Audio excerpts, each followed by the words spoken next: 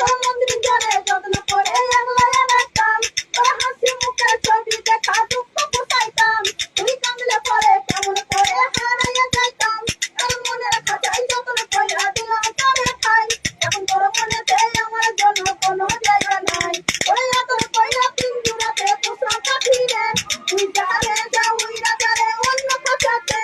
ও মাইয়া রে তুই অপরাধী রে, আমার যত্ন করা ভালোবাসা দে ফিরাইয়া দে,